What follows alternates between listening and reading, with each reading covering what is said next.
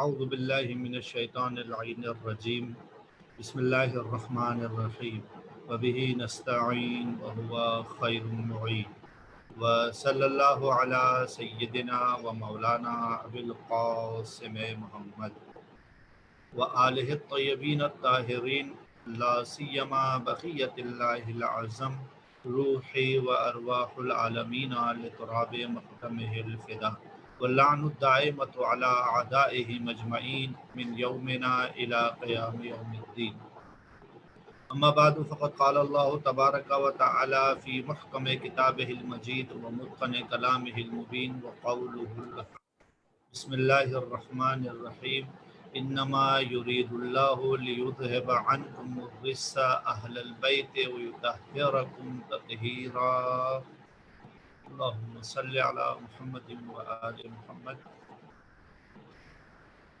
آج ہماری گفتگو کا عنوان اگرچہ کہ امام محمد باقر علیہ السلام کی شہادت کی مناسبت سے ضرور ہے، لیکن جو فقہی جو حصہ ہے اس کے بارے میں جو آج باتیں ہمیں کرنی ہیں تو اس کے اندر آج ذبیحہ کے احکام شامل ہیں۔ ذبیحہ کے احکام سے مراد یہ ہے کہ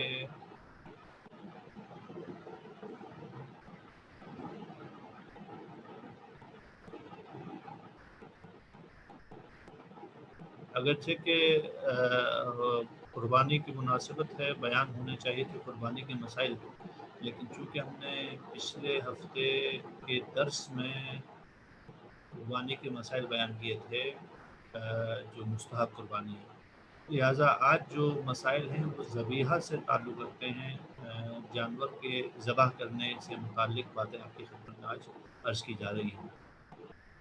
جانور کو ذبح کرنے کا طریقے میں ایک ہی بات جو سب سے بنیادی بات ہے، باقی شرائط ہیں، وہ یہ ہے کہ اس طریقے سے جانور کی گردن کو کاٹا جائے کہ اس کی گردن میں موجود چاروں شریانیں، چاروں رگیں مکمل طور پر کٹ جائیں۔ یہ جانور کے اندر بنیادی ترین بات ہے جس کو ہم نے لحاظ رکھنا ہے کہ جب اسے ذبح کیا جائے تو اس کی چاروں کے چاروں رگیں کٹ جائیں۔ اب ہے کہ وہ کون سی رگیں ہیں جنہیں کاٹنا ضروری ہے۔ ایک سانس کی نالی ہے، ایک غذا کی نالی ہے، اور سانس کی نالی اور غذا کی نالی کے اطراف میں آس پاس میں برابر میں دو اور رگیں پائی جاتی ہیں۔ یہ ٹوٹل 4 رگیں ہیں جنہیں کاٹنا ضروری ہے قربانی کرتے وقت یا جانور کو ذبح کرتے وقت۔ اب جو مسائل ہو رہے ہیں ان کا تعلق فقط قربانی سے نہیں ہے، عام دنوں میں بھی جو جانور ذبح کیا جاتا ہے، اسی لیے لفظ استعمال کیا تھا میں نے ذبیحہ۔ ذبیحہ سے ساری باتیں تعلق رکھتی ہیں۔ اب جانور کو ذبح کرنے کی شرائط آپ کی خدمت میں پیش کر رہا ہوں۔ ان میں سے پہلی اور دوسری شرط یہ ہے کہ ذبح کرنے والا مسلمان ہو۔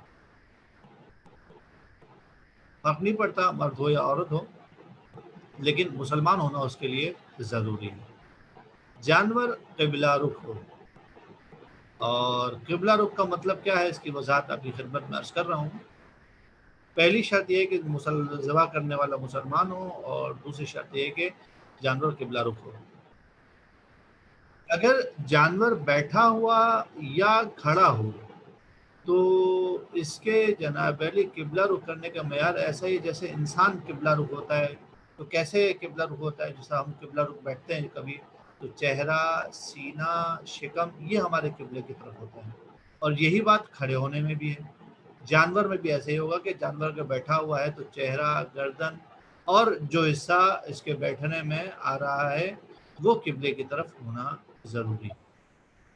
اگر جانور جو ہے وہ بیٹھا ہوا ہے یا کھڑا ہوا ہے تو یہ باتیں یعنی یوں کہا جائے آسان لفظوں میں کہ اس کا فرنٹ قبلے کی طرف ہونا چاہیے۔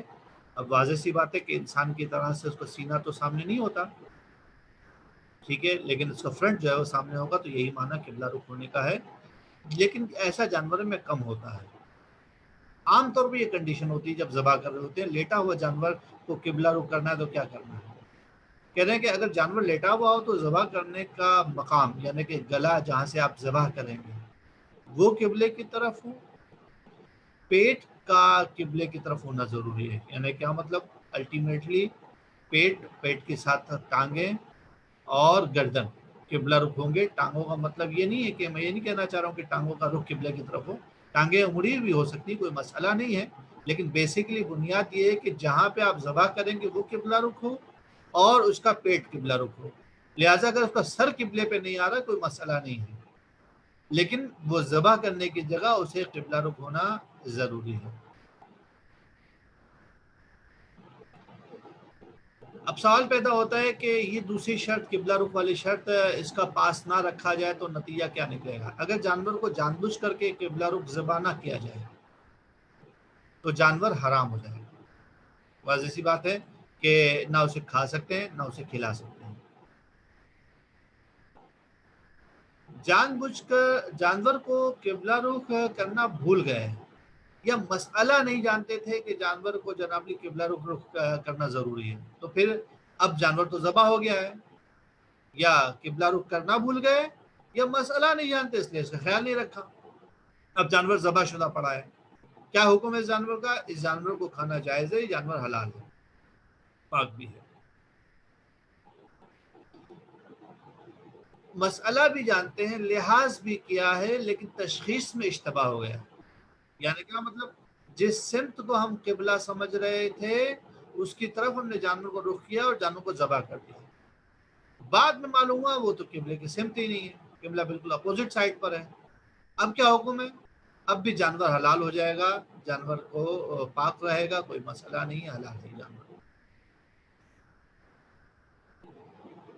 اب سوال پیدا ہوتا ہے کہ ہم نے شاید میں سے کہا تھا کہ جناب علی جانور قبلہ رخ ہو تو ذبح کرنے والے کا قبلہ رخ ہونا ضروری ہے کہ نہیں ہے؟ فرماتے ہیں کہ جانور کو ذبح کرنے کے والے کے لیے قبلہ رخ ہونا ضروری نہیں ہے، لیکن احتیاط مستحب یہ ہے کہ ذبح کرنے والا بھی قبلہ رخ ہونا چاہیے، ضروری نہیں ہے۔ اگر ذبح کرنے والا قبلہ رخ نہیں تو کوئی مسئلہ نہیں ہے، جانور کو قبلہ رخ ہونا چاہیے اسی پیمانے کے مطابق جو ابھی میں نے آپ کی خدمت میں عرض کیا ہے۔ تیسری شرط یہ ہے کہ حتی الامکان ذبح کرنے کا آلہ لوہے کا ہو، یعنی کہ جس چیز سے ذبح کیا جا رہا ہے وہ شیشہ نہیں چلے گا، اسٹین لیس اسٹیل جو ہے وہ نہیں چلے گا، بلکہ ذبح کرنے کا آلہ جناب علی کیا ہو؟ لوہے کا ہونا چاہیے۔ حتی الامکان کا مطلب یہ ہے کہ جانور مر رہا ہے، اب ہم اسٹیل لوہے کا لینے جائیں گے اتنی طرح مر جائے گا، تو یہاں پہ آپ کے لیے استثناء آ جائے گا، لیکن عام حالات میں جو آپ کر سکتے ہیں، پلان کیا ہوا ہے، آپ نے جانور ذبح کرنا ہے، کل عید ہے، آج سے آپ اس چاقو کو فراہم کر کے رکھیں جس سے جانور کو ذبح کیا جائے گا، بس ذبح کرنے کی بات ہے، باقی کاٹ پیٹ کے لیے اسٹیل کی چھری استعمال ہو کوئی مسئلہ نہیں ہے۔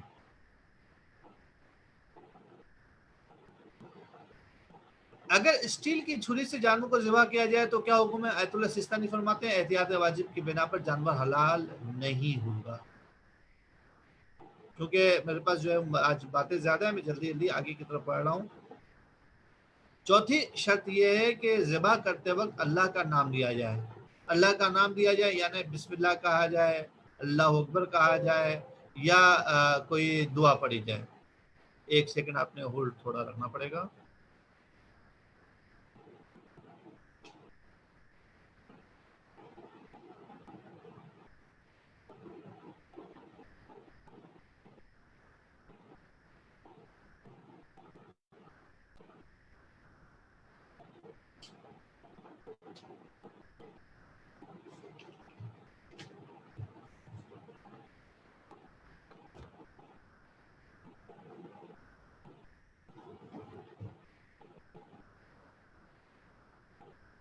بہت معذرت چاہتا ہوں۔ تو ذبح کرتے وقت اللہ کا نام لیا جائے، یعنی بسم اللہ یا اللہ اکبر وغیرہ کہا جائے، اور یہ کہنا جو ہے وہ کہا جائے، یا کوئی اور چیز بھی کہی جا سکتی ہے جس میں اللہ کا نام ہے۔ بسم اللہ الرحمن الرحیم آپ پورا کہہ دیجئے، بسم اللہ کہہ دیجئے، اللہ اکبر کہہ لیجئے۔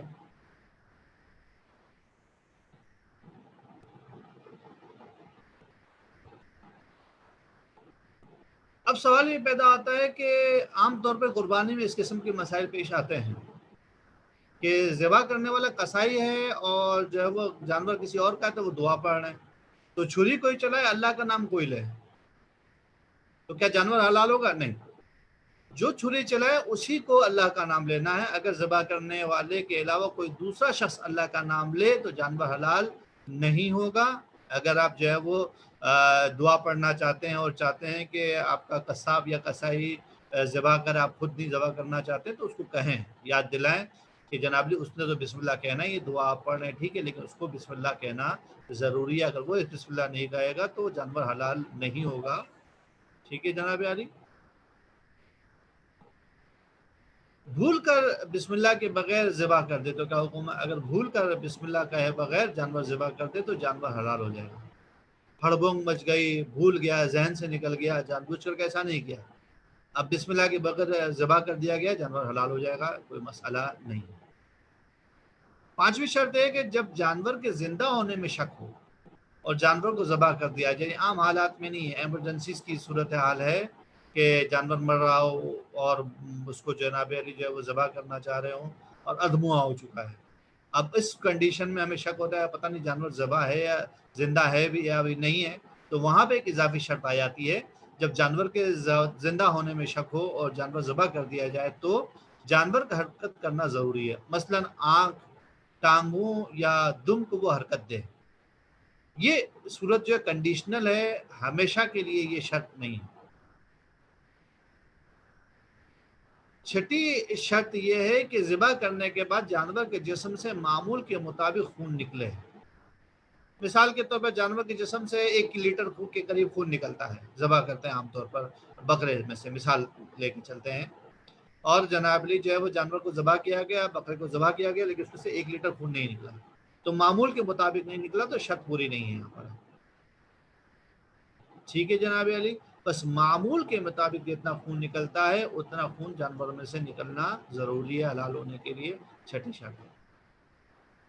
ذبح کے بعد جانور کے جسم سے کم خون، اب سوال پیدا ہوتا ہے اسی کنڈیشن میں، اگر جانور کو ذبح کرنے کے بعد اس کی نسبت سے خون نہیں نکلے تو جیسے میں نے مثال دی آپ کو ابھی کہ 1 لیٹر خون نکلتا ہے بکرے میں سے اور فرض کریں کہ آدھا لیٹر نکلا ہے، تو اس کی نسبت سے نہیں نکلا ہے تو جانور حلال نہیں ہوگا۔ البتہ اگر ذبح کرنے سے پہلے کسی وجہ سے خون بہ جانے کے سبب خون کم نکلے تو کوئی حرج نہیں ہے۔ ذبح کرنے سے پہلے جانور زخمی ہو گیا اور بہت سارا خون نکل گیا، اب ذبح کر رہے ہیں تو بالآخر خون کو بننے میں دیر تو لگتی ہے، اب اگر کم نکل رہا ہے تو آپ کو معلوم ہے کہ جناب اس کا خون نکل چکا ہے تو کوئی مسئلہ نہیں ہے، تو یہاں پر بھی یہ شرط جو ہے وہ ہماری کم ہو جائے گی، کنڈیشنل ہو جائے گی، ہمیشہ کی نہیں رہے گی۔ اب اس سے سمجھ میں آگئی بات کہ نسبت کی جو بات کی ہم نے کہ وہاں پر بھی یہ بات ذہن میں رہے کہ فرض کریں کہ بکرے کی نسبت سے ہم نے فرضیہ لیا تو 1 لیٹر نکلتا ہے، لیکن 1 لیٹر خون جو ہے وہ بیل کی نسبت سے نکلے تو کم ہے، یہ تو اس کی مناسبت سے جتنا خون نکلتا ہے اتنا نکلنا ضروری ہے۔ یہ یہاں پر جو ہے وہ آخری بات ہے ظاہراً مسائل کے حوالے سے ہماری کہ احتیاط واجب کی بنا پر جانور کے سر کو روح نکلنے سے پہلے جدا نہیں کرنا چاہیے۔ مثال کے طور جانور ذبح کر دیا ہے تو آدھی گردن کاٹی جاتی ہے، کہ مطلب ہے کہ جڑی رہتی ہے گردن کے دھڑ کے ساتھ اس کی گردن چار رگے کٹنے کے بعد بھی۔ کہتے ہیں کہ آپ اس کو جناب روح نکلنے سے پہلے سر کو بالکل جدا نہ کر دیں، کچھ ذبح کر کے اسے چھوڑ دیں تاکہ اس کی روح نکل جائے، اور اس کے بعد جناب علی آپ اس کو سر کو قلم کر لیں، الگ کر لیجیے۔ لیکن اگر کوئی آدمی ایسا کر لے تو گناہگار ہوگا، لیکن جانور اس سے حرام نہیں ہوگا بلکہ حلال ہی رہے گا۔ اچھا یہ تو تھے اب ذبح کرنے کے حوالے سے باتیں، اب کچھ مستحبات ہیں جانور کو باندھنے کے حوالے سے۔ بھیڑ، بکرے یعنی بکری یا بھیڑ دمبا جو آپ کو گوسفند جسے ہم کہتے ہیں، ان کو اگر ذبح کرنا چاہ رہے ہیں تو ان کے اگلے 2 پاؤں اور پچھلا 1 پاؤں باندھا جائے اور پچھلا 1 پاؤں آزاد چھوڑ دیا جائے، یہ مستحب ہے گوسفند وغیرہ کو ذبح کرنے میں۔ گائے کو آپ ذبح کر رہے ہیں تو گائے کی چاروں ٹانگیں باندھی جائے اور دم آزاد چھوڑ دی جائے، یہ مستحب ہے۔ اونٹ کو اگر جناب علی آپ ذبح کر رہے ہیں تو اونٹ کے بارے میں 2 کیفیت ہیں، اگر بیٹھا ہے تو اس کے اگلے پاؤں پیچھے گھٹنے تک باندھیں، آگے والے پاؤں کو پیچھے گھٹنے تک باندھ دیے جائیں یا بغل کے نیچے ایک دوسرے سے باندھ دیے جائیں، جو اونٹ کے جو بغل یعنی کہ جہاں سے جڑا ہوا ہوتا ہے وہاں سے اگلے والے پیر کو باندھ دیا جائے، اور جناب علی پچھلے پیروں کو آزاد چھوڑ دیا جائے اگر اونٹ کو ذبح کیا جا رہا ہے اور اونٹ بیٹھا ہوا ہے۔ بس دوبارہ تکرار کرتا ہوں، اونٹ بیٹھا ہوا ہے تو آپ نے کیا کرنا ہے کہ اگلے پیروں کو گھٹنوں تک باندھ دیں موڑ کر کے، یا جناب علی بغل سے اس کے دونوں پیروں کو آپس میں باندھ دیا جائے نیچے تک، اور پچھلے پیروں کو آزاد چھوڑا جائے۔ اونٹ کے بارے میں یہ معاملہ ہے۔ اگر اونٹ کھڑا ہے تو پچھلے پاؤں کو باندھ دیں اور آگے پاؤں کو آزاد رکھا جائے۔ ذبح کرنے کے کچھ مستحبات ہیں۔ ذبح کرنے سے پہلے جانور کے سامنے پانی رکھیں اور ایسا کام کریں جس سے کم تکلیف ہو، جیسے کہ جو چھری آپ استعمال کرنا چاہ رہے ہیں وہ بہت تیز ہونی چاہیے، اور جانور کو بہت جلدی جلدی ذبح کریں، نہ کہ ٹھہر ٹھہر کے آرام آرام سے۔ مثال کے طور پر مسئلہ پیش آتا ہے کہ میں دعا پڑھ رہا ہوں، آپ دعا پڑھ لیجئے، دعا پڑھنے کے بعد اس کو ذبح کر دیں گے، ٹھیک ہے نا۔ ایسا نہ ہو کہ آپ بولیں کہ جب تک میں دعا پڑھ رہا ہوں اور اتنی دعا کے دوران میں جو ہے وہ جانور کو اذیت دی جائے، یہ کام ترک کیا جائے۔ مستحب یہ ہے کہ جانور کو کم سے کم تکلیف ہونی چاہیے۔ اب سوال پیدا ہوتا ہے کہ ذبح کر لینے کے بعد یہ اکثر مسئلے پیش آ جاتے ہیں کہ جانور کو ذبح کر دیا اور اس کے پیٹ سے بچہ نکل آیا، تو اب کیا حکم ہے؟ تو دو سوال پیدا ہوتے ہیں کہ ماں کا کیا حکم ہے اور بچے کا کیا حکم ہے۔ دیکھیے بھائی، اگر زندہ بچہ نکلا ہے اندر سے تو ماں تو حلال ہے اور پاک ہے، اور بچہ زندہ ہے، اس کا مطلب ہے کہ آپ چاہیں تو اس کو پال لیں، اور اگر آپ چاہتے ہیں بچے کو ذبح کرنا آپ کو دل آتا ہے تو اس کو شرعی طریقے کے مطابق ذبح کیا جائے، تو پھر یہ بچہ بھی حلال ہو جائے گا۔ اور اگر ذبح کرنے کے بعد پیٹ سے مردہ بچہ نکلے تو اب کیا کریں؟ یہاں پر بھی ماں کا مسئلہ کلیئر ہے، ماں حلال ہے اور پاک ہے۔ مردے بچے میں اگر یہ تین شرائط جو ذکر کی جا رہی موجود ہیں تو بچہ آپ کے لیے حلال ہو جائے گا، ورنہ بچہ حلال نہیں ہے۔ پہلی شرط یہ ہے کہ دیر سے نکالنے کی وجہ سے بچہ ماں کے پیٹ میں نہ مرا ہو، ٹھیک ہے۔ دیر ہو گئی ہے، آپ کو بہت دیر ہوگی، مثال کے طور پر جو ہے وہ 4 گھنٹے سے آپ نے ذبح کر کے رکھا ہوا ہے اور اس دوران میں مر گیا ہے، تو یہ حلال نہیں ہوگا۔ بچہ ذبح کرنے سے پہلے نہ مرا ہو اور بچے کی خلقت مکمل ہو گئی ہو، کا مطلب ہے بچے کے اوپر جو ہے وہ بال یا اون آ گئے ہوں، اگ گئے ہوں، تو یہ تین شرائط موجود ہوں گی تو بچہ حلال ہو جائے گا۔ اگر موجود نہیں ہوگی تو حرام ہوگا، اور شک ہوگا جب بھی آپ نے بچے کو نہیں استعمال کر سکتے، حرام ہی سمجھا جائے گا۔ جانور کے اندر جو چیزیں پائی جاتی ہیں ان میں سے کچھ چیزیں حرام ہیں۔ خون جانور کے اندر جو رہ گیا ہے، ذبیحہ کے اندر جو خون رہ چکا ہے، اگرچہ کہ پاک ہے لیکن بہرحال اس کا کھانا حرام ہے، کھا نہیں سکتے۔ فضلہ، پتا، تلی۔ فضلہ حرام میں کوئی نہیں کھاتا، پتا جناب علی جو کوئی نہیں کھاتا، تلی اہل سنت کی کھائی جاتی ہے، جس کو دیکھا دیکھی ہمارے بعض مومنین بھی استفادہ کر لیتے ہیں تلی سے، جبکہ تلی جناب علی جو ہے وہ کھانا حرام ہے۔ اور کچھ اور چیزیں حرام ہیں جن میں سے جو ہے وہ مثانہ حرام ہے، بچہ دانی حرام ہے، نر ہے تو اس کے کپورے حرام ہیں، اور آنکھ کا ڈھیلا کھانا بھی حرام ہے۔ اور کچھ اور دو چیزیں رہ گئی ہیں، عضو تناسل ہے اگر نر ہے تو، اور جنابلی جو ہے وہ مقام پیشاب ہے اگر مادہ ہے تو۔ یہ چیزیں جو ہے جن کا کھانا حرام ہے، ان میں سے آخر میں یہ دو چیزیں رہ گئی ہیں کہ حرام مغز جو ریڑھ کی ہڈی میں ہوتا ہے، یہ چاہے مرغی کے اندر پایا جائے چاہے جو ہے وہ کسی اور جانور پایا جائے، اس کا کھانا حرام ہے۔ لیکن اگر جنابلی اس کے ساتھ کھانے کو پکا لیا گیا اور کھانے کے اندر استحلاق ہو گیا تو اس کے مسئلہ نہیں ہے، کوئی مشکل نہیں ہے، ختم ہو چکا ہے، اشکال نہ در۔ اور ایک اور چیز ہے جس کو جنابلی جو ہے وہ بھیجے کے اندر ہوتی ہے، چنے کے دانے کی شکل میں ہوتی ہے، اب اس کا جو بھی نام رہے اس کا کھانا حرام ہے۔ آخری دو چیزیں جو حرام ہیں ان میں سے غدود ہیں، جو گرا کی طرح گوشت میں پڑ جاتے ہیں، جو گرا پڑ جاتی، گاٹھ بن جاتی ہے گوشت کے اندر، اس کا کھانا حرام ہے۔ اور آیت اللہ سیستانی کے مطابق احتیاط واجب کی بنا پر پٹھے جو ریڑھ کی ہڈی کے دونوں اطراف ہوتے ہیں، ٹھیک ہے، ریڑھ کی ہڈی کے دونوں اطراف میں جو لمبے لمبے پٹھے پائے جاتے ہیں، رگیں آپ کہہ لیں سفید والی، ان کا کھانا بھی حرام ہے۔ درود پڑھ رہی محمد و آل محمد کی شان میں۔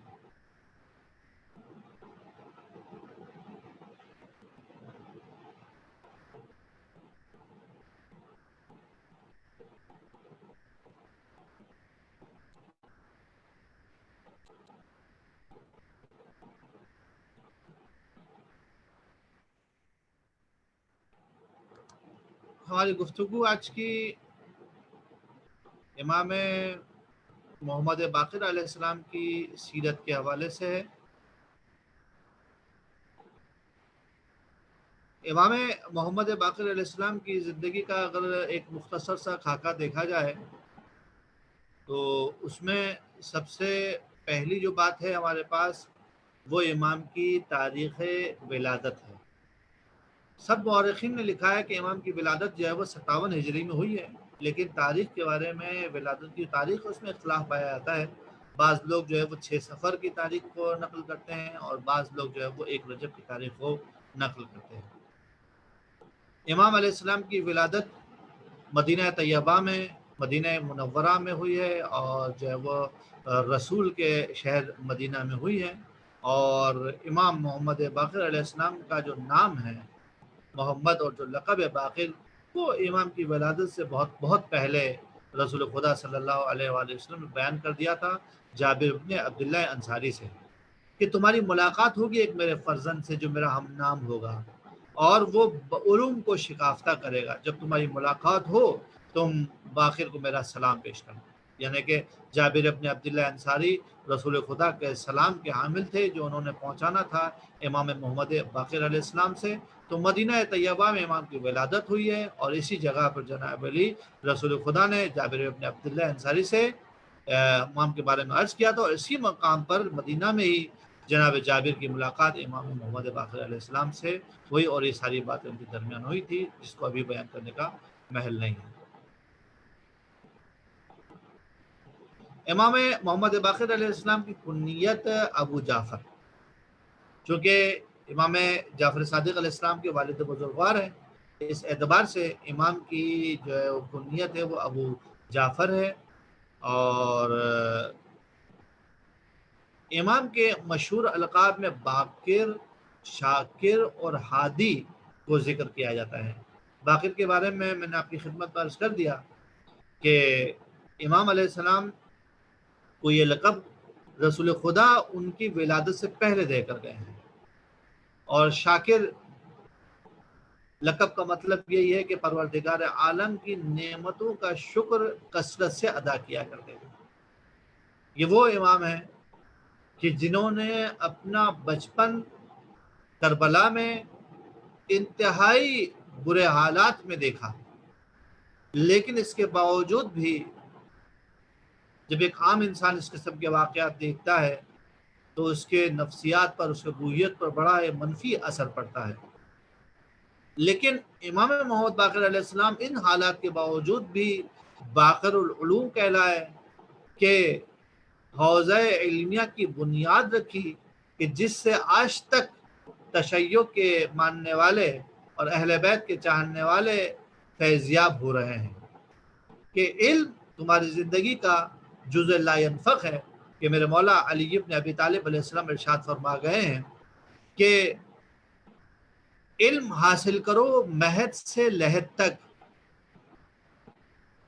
اطلب العلم ولو بالسین، علم حاصل کرو اگرچہ کہ تمہیں جو ہے وہ چین ہی کیوں نہ جانا پڑ جائے۔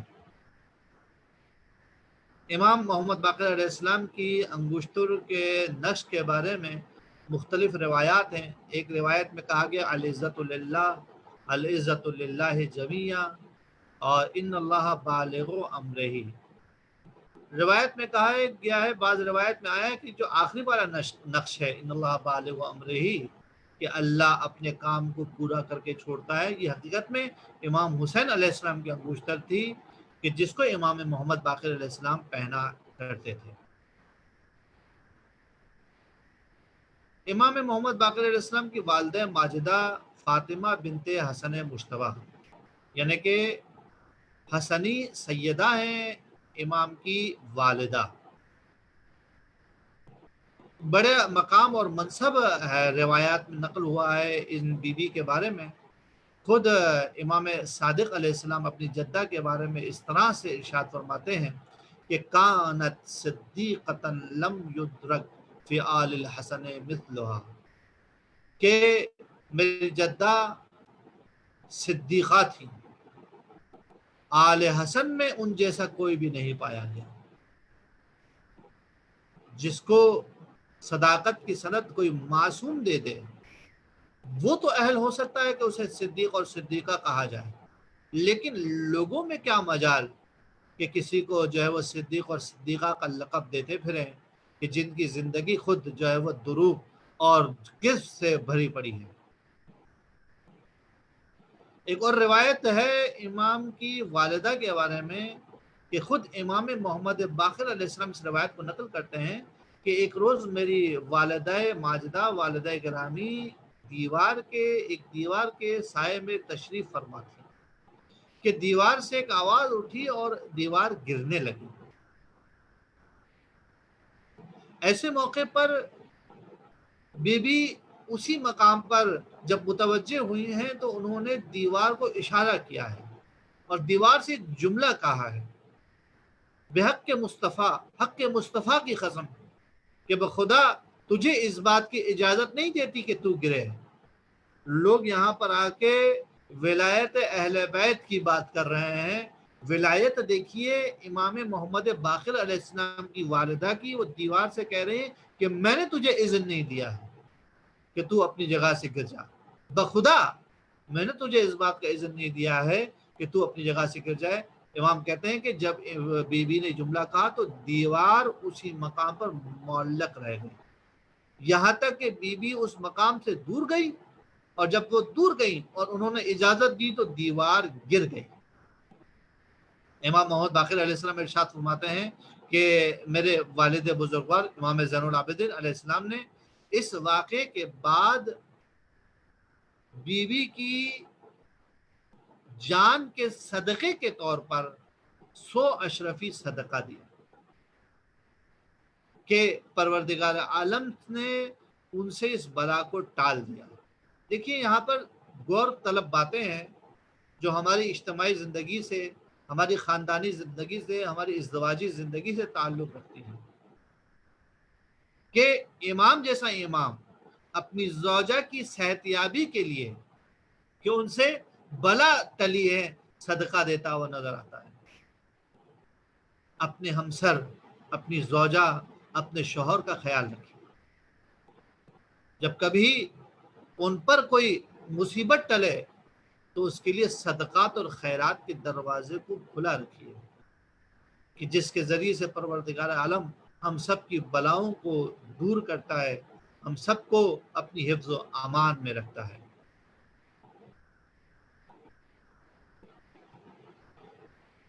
امام محمد باقر علیہ السلام کی زندگی کے بارے میں یوں تو بہت ساری باتیں کہی جاتی ہیں، لیکن آج ایک عجیب واقعہ آپ کی خدمت میں نقل کرنا چاہتا ہوں۔ عین ممکن ہے کہ بعض لوگ اس پر کچھ سطحی قسم کے اشکالات اور اعتراضات بھی کریں، لیکن بہت غور طلب بات یہ ہے کہ اس کو بہت غور سے دیکھیے، ایسا نہ ہو کہ ان اشکالات کی زد میں اصل پیغام گم ہو جائے۔ زرارہ اس روایت کو نقل کرتے ہیں، شیخ عباس قمی نے اسے اپنی کتاب میں نقل کیا ہے منتہی الاعمال میں، جس کا ترجمہ آپ کے پاس احسن المقال سے نام سے موجود ہے۔ زرارہ کہتے ہیں کہ ایک مرتبہ ہم ایک جنازے میں جا رہے تھے، امام محمد باقر علیہ السلام بھی اس جنازے میں موجود تھے، اور اسی جنازے میں مکہ کا مفتی جس کا نام عطا بیان کیا جاتا ہے وہ بھی موجود تھا۔ جب چل رہے تھے تو جنازے موجود ایک خاتون سرخا کر رہی تھی۔ سرخا یعنی چلا چلا کے رو رہی تھی۔ ہر قسم کے جنازے پر سرخا کرنے کو منع کیا گیا ہے سوائے مولا حسین علیہ السلام۔ چلا چلا کے رو رہی تھی۔ عطا نے اس خاتون سے کہا کہ تم نے اگر یہ سرخہ بند نہ کیا، یہ واویلا بند نہ کیا، تو ہم یہاں سے واپس چلے جائیں گے۔ جس پر دکھ ہوتا ہے، جس پر تکلیف ہوتی ہے، خدا سب کو کنٹرول دے، سب کو طاقت دے صبر کرنے کی، لیکن جو تکلیف میں ہوتا ہے، تکلیف میں تو وہی ہوتا ہے۔ لہذا سرخہ کرنے پر وہ خاتون جاری رہی اور عطا کی باتوں کا سے کوئی نوٹس نہیں لیا۔ عطا جو کہ مکہ کا مفتی تھا وہ چلا گیا۔ زرارہ کہتے ہیں کہ میں امام کے پاس آیا اور امام کو آ کے میں نے کہا کہ عطا جنازہ چھوڑ کے چلا گیا۔ امام نے کہا کہ کیوں چھوڑ کے چلا گیا؟ اس نے کہا کہ اس لیے کہ خاتون سرخہ کر رہی تھی اور عطا نے اس کو منع کیا کہ سرخہ نہ کرو ورنہ آپ جنازہ چھوڑ کے چلے جائیں گے، لیکن باز نہ آئی۔ اس وجہ سے عطا یہ جنازہ چھوڑ کے چلا گیا۔ بولا آپ کیا کریں؟ کہا کہ ہم تو چلیں گے۔ اور امام نے وہاں پر آ کے ریزن بیان کیا، ہم تو جائیں گے جنازے کے ساتھ۔ ریزن کیا بیان کیا؟ کہ دیکھو تمہارا ایک کار خیر ہے، وہ کار خیر کیا ہے؟ جنازے میں شرکت کرنا، تشییع جنازہ، جو باعث ثواب ہے، باعث اجر ہے۔ اس جگہ پر کوئی غلط کام کر رہا ہے تو اس غلط کام کی وجہ سے تم کیوں ثواب سے محروم رہتے ہو؟ امام نے اسی بات کو اپنے الفاظ میں بیان کیا اور تشییع جنازہ کے لیے ساتھ چلنے لگے۔ نماز جنازہ جب ہو گئی اور اس کے بعد قبرستان کی طرف جانے کی بات آئی تو صاحب خانہ نے، صاحب عزا نے امام سے کہا کہ آپ کے لیے باعث زحمت ہے، آپ یہاں تک تشریف لے، آپ کا شکریہ، آپ کی مہربانی، اللہ آپ کو سلامت رکھے۔ مراد یہ ہے کہ اس نے امام کو واپس جانے کی اجازت دی کہ مولا آپ جائیں واپس، تو ہمیں کسی قسم کا برا نہیں لگے گا۔ لوگ جنازوں کو بھی سوشل ایونٹس کے طور پر دیکھتے ہیں۔ اب یہ دیکھیے امام علیہ السلام کے سامنے صاحب عزا کہہ رہا ہے کہ آپ کو رخصت ہے، آپ جا سکتے ہیں۔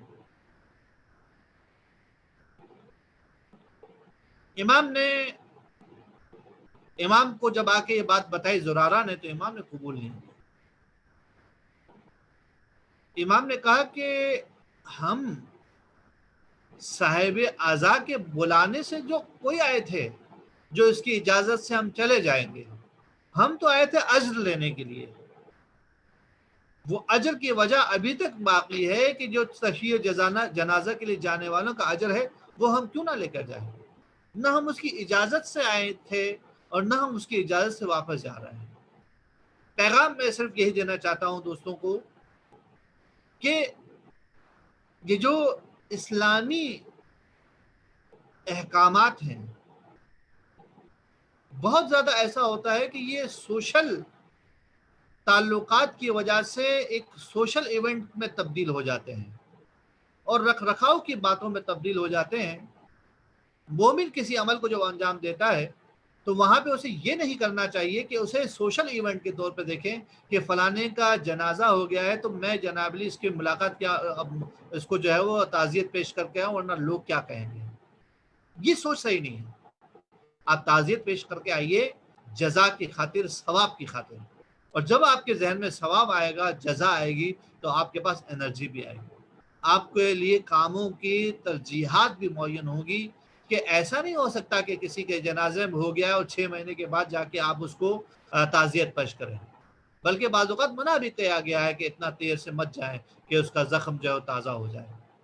تو پیغام میں یہ دینا چاہ رہا ہوں کہ ان چیزوں کو سوشل ایونٹ کی نگاہ سے مت دیکھا جائے، بلکہ اسلامی احکام کی نگاہ سے، اسلامی دیدگاہ سے ان کو اپنے ذہن میں رکھیں اور ان کو ملاحظہ کریں اور انجام دیا جائے۔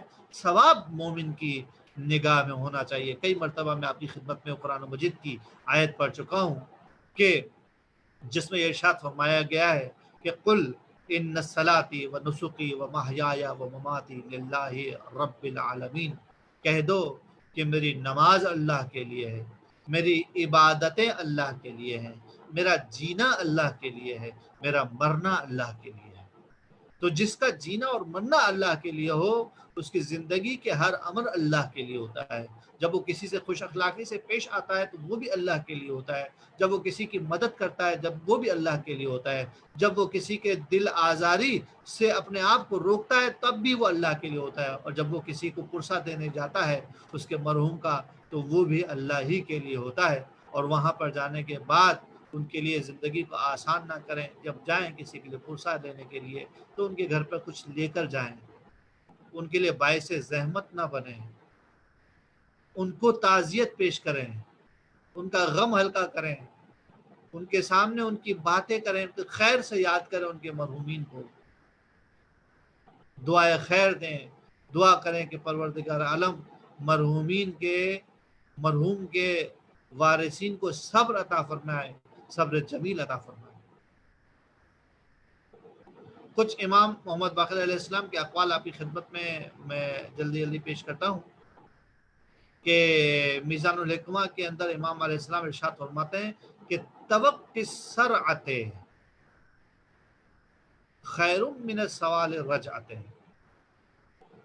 ٹھوکر سے بچنا اور اس سے اجتناب کرنا، لحاظ کرنا، بچنا بہت بہتر ہے اس بات سے کہ تم گر جاؤ اور گر جانے کے بعد لوگوں سے سوال کرو کہ ہاتھ دو ہمیں بچانے کے لیے۔ یہ بہتر ہے کہ تم جناب علی ٹھوکر کھانے سے بچو۔ زندگی میں کوئی کام کرنا چاہتے ہیں، ٹھوکر مت کھائیے، حساب کتاب کیجیے۔ کچھ نیا کرنا چاہتے ہیں، پروردگار اعلیٰ آپ کی عقل کو استقلال دے، کامل کریں، لیکن ہم میں سے کوئی بھی مستقل نہیں ہے۔ کسی اچھے سے، کسی بزرگ سے، اہل فن سے مشورہ کیجیے، بات کیجیے، عقل کے راستے پر اس کام کو انجام دیجیے تاکہ آپ کو گرنا نہ پڑے، تاکہ آپ کو جناب ٹھوکر نہ لگے۔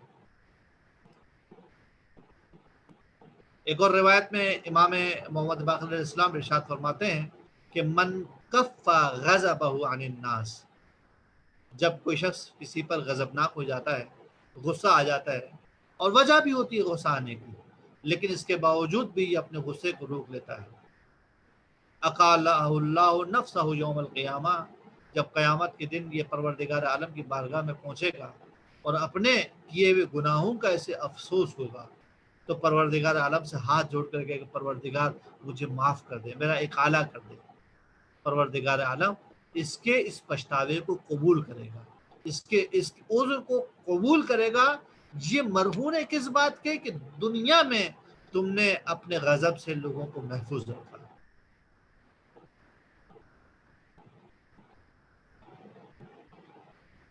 امام صادق علیہ السلام ارشاد فرماتے قال ابی علیہ السلام کہ میرے بابا نے ارشاد فرمایا، یعنی اس روایت کو امام محمد باقر علیہ السلام نے بیان کیا ہے اور اس کو نقل کرنے والے امام صادق علیہ السلام ہے۔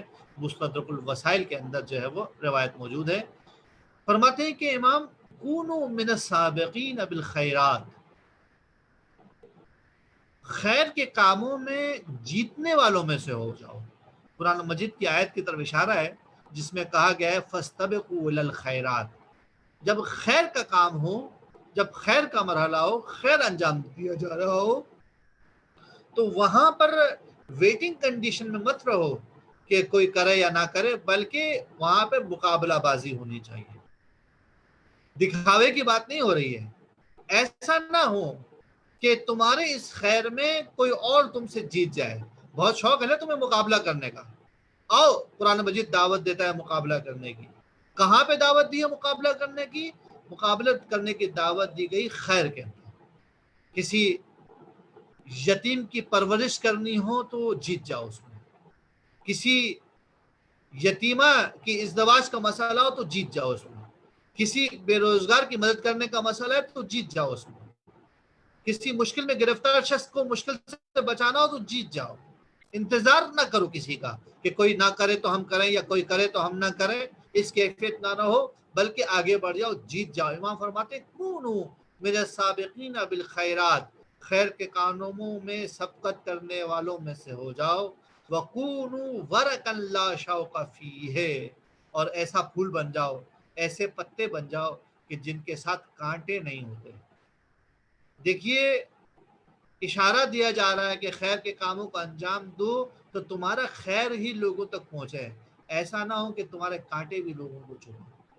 کسی کی مدد کرو تو اسے سناؤ نہیں، اسے فضول کے مشورے نہیں دو، مدد کرتے ہوئے مشورہ دینا چاہتے ہو مشورہ دے دو، مدد کرنا چاہتے ہو مدد کر دو، لیکن یہ احساس مت دلاؤ سامنے والے کو کہ تم اس کو جو ہے وہ احسان کرنے کے بعد اسے مشورہ بھی دے رہے ہو۔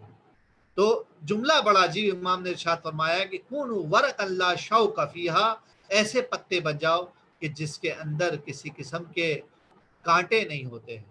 بعض پتے ایسے ہوتے ہیں پتوں میں خیر ہوتی ہے، خیر سے تشبیہ دی گئی ہے، لیکن اس کے ساتھ اگر کانٹے بھی ہو تو انسان کو جو اسے استفادہ کرنا چاہے تو اسے وہ کانٹے چبھ جاتے ہیں۔ کونوا ورقا لا شوق فیہا، ایسے پتے بن جاؤ کہ جس کے اندر کسی قسم کے کانٹے نہ ہو۔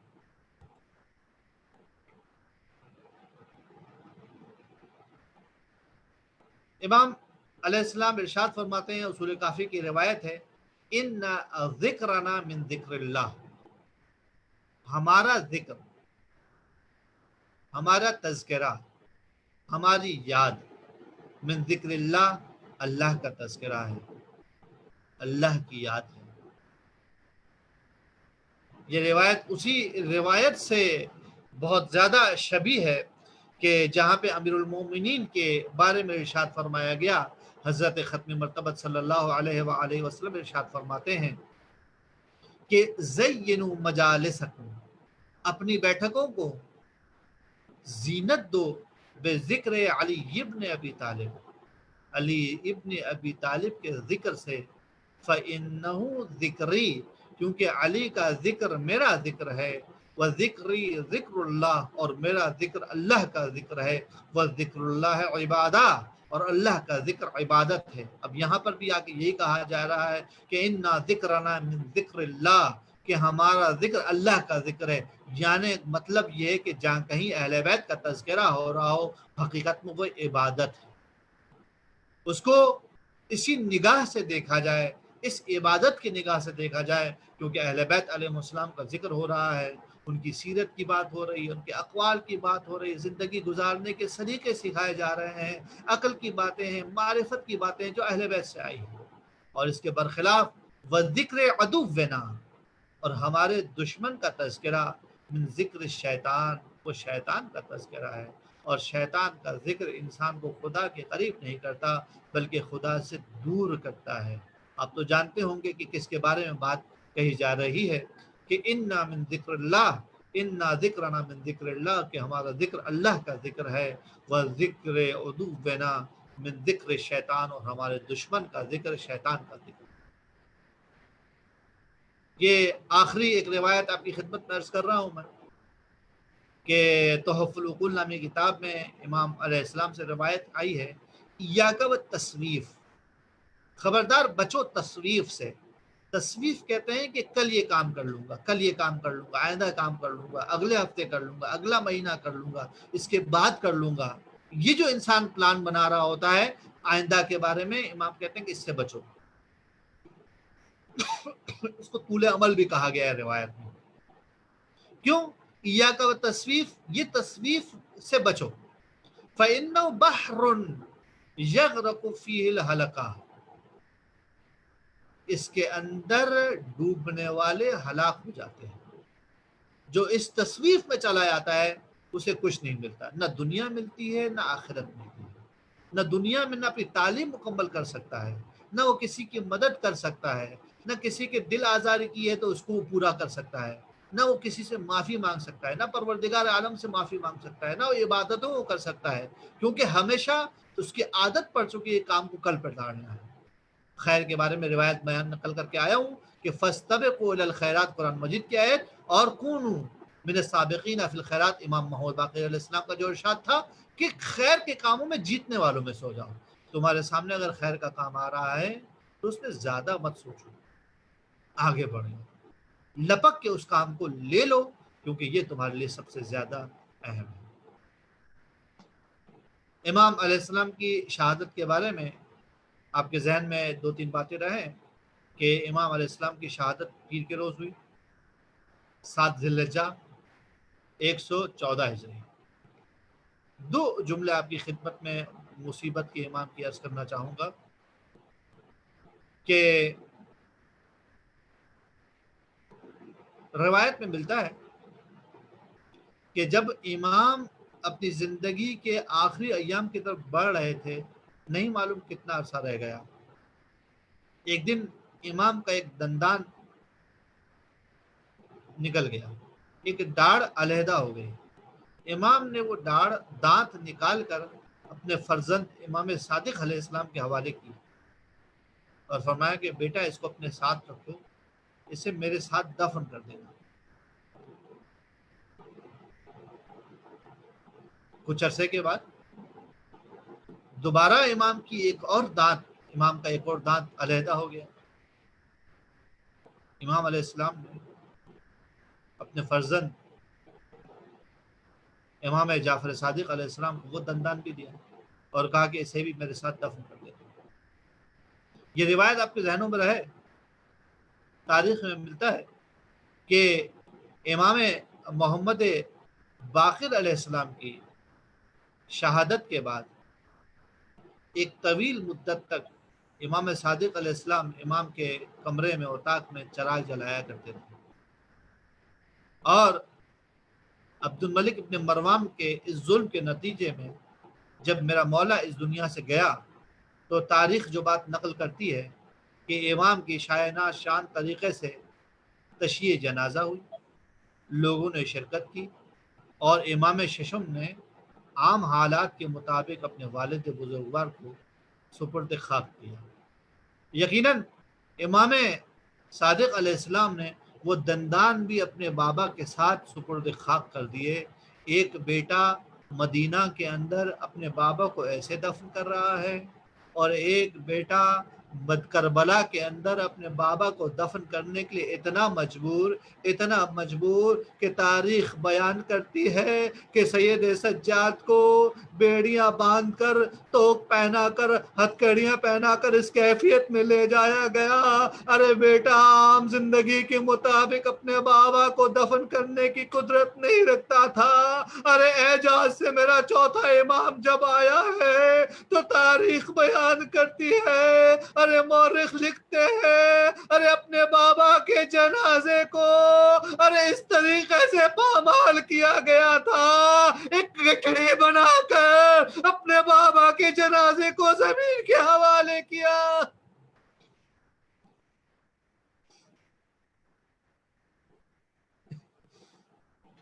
سیعلم الذین ظلموا ایام القلب ینقلبون۔ پہلا تجھے واسطہ محمد و آل محمد کا ہماری اس قلیل سے بات کو قبول فرما۔ پہلا تجھے واسطہ محمد و آل محمد کا، جہاں کہیں بھی اہل بیت کے چاہنے والے اور شیعہ موجود ہیں کہ جان مال عزت آبرو کی حفاظت فرما، تمام مومنین کو تمام بلاؤں سے محفوظ فرما۔ پہلا تجھے واسطہ محمد و آل محمد کا کہ جہاں کہیں بھی کوئی مومن اپنی شرعی حاجات رکھتا ہے ان کے تمام شرعی حاجات کو پورا فرما۔ تمام مومنین کو تمام اتباعات عالیات کی زیارت شرف بار بار عطا فرما۔ اپنی آخری حجت کے ظہور میں تعجیل عطا فرما، ان کے اعوان و انصار میں شامل فرما۔ سورہ فاتحہ کے بعد نوحہ خوانی بھی ہوگی، آپ موجود رہیے گا۔ رحم اللہ من قرأ الفاتحہ۔ بسم اللہ الرحمن الرحیم، الحمد للہ رب العالمین الرحمن الرحیم مالک یوم الدین، ایاک نعبد و ایاک نستعین، اہدنا الصراط المستقیم صراط الذین انعمت علیہم غیر المغضوب علیہم ولا الضالین۔ بسم اللہ الرحمن الرحیم، قل هو اللہ احد اللہ الصمد لم یلد ولم یولد ولم یکن له کفوا احد۔ بسم اللہ الرحمن الرحیم، قل هو اللہ احد اللہ الصمد لم یلد ولم یولد ولم یکن له کفوا احد۔ اللهم صل علی محمد و آل محمد۔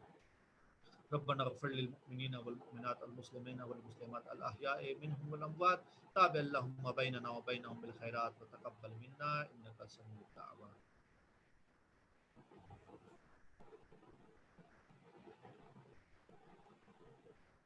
بر محمد وآل محمد صلوات اللہم صلی علی محمد وآل محمد. مولا باقر علیہ السلام کی بارگاہ میں نوئے کے چند بند حاضر کروں گا. ہائے قیامت کا ہے سما، ہائے قیامت کا ہے سما، چھانے لگی شام غریباں، ہائے قیامت کا ہے سما. آن محمد نہیں، اکبر نہیں، سرور و عباس دلاور نہیں، ہائے کوئی مونس و یاور نہیں، خیمے نہیں مکھناؤ چادر نہیں، دشت میں ہے آل نبی بے امان، ہائے قیامت کا ہے سما، چھانے لگی شام غریباں، ہائے قیامت کا ہے سما. مادر اکبر کا جب حال ہے، دیتا ہے جب کوئی تسلی اسے، کہتی ہے دل تھام کے روتے ہوئے،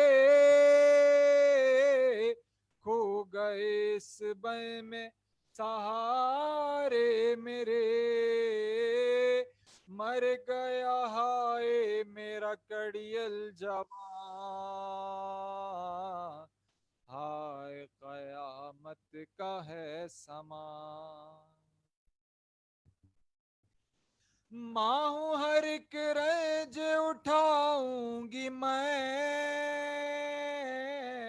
روتی ہوئی خود چلی جاؤں گی میں، ڈھونڈ کے بے شیر کو لاؤں گی میں،